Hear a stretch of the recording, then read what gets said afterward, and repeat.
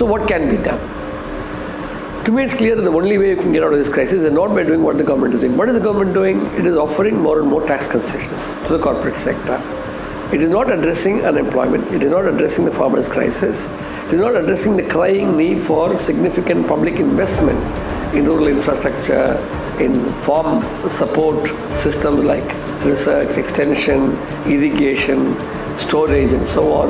Instead, it is only hoping that by offering big corporate players tax concessions, they will be encouraged to invest, and that because of our continuing foreign exchange crisis, offering concessions to foreign capital will somehow bring in foreign exchange to India and keep us, afloat in the forex crisis we face. The crisis is at one level a severe demand crisis, resulting from the lack of purchasing power on the part of the majority of people, and also even the sections that were earlier spending more but are now unable to access the finance to continue spending more because they also don't anticipate their incomes continuing to be good.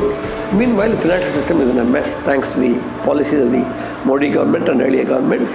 The financial sector is in a complete mess, and banks are in serious trouble.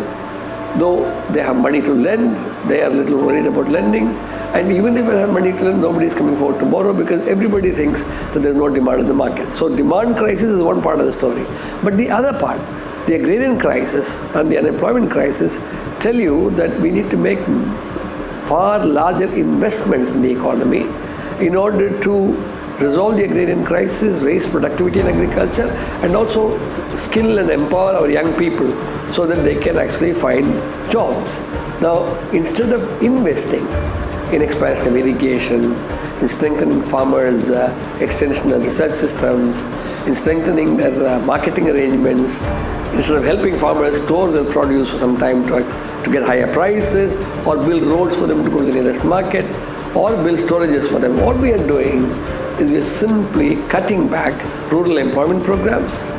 We are paying no attention to the requirement of investment in rural infrastructure, and therefore the supply side is also very weak. So I would say that instead of disinvesting, which is what the government is doing, roughly 3 lakh crore rupees in the last 3 years, instead of disinvesting, government should actually be undertaking productive public investment, especially in a situation where the private sector is not willing to invest, is not expecting market to rebound anytime in the future.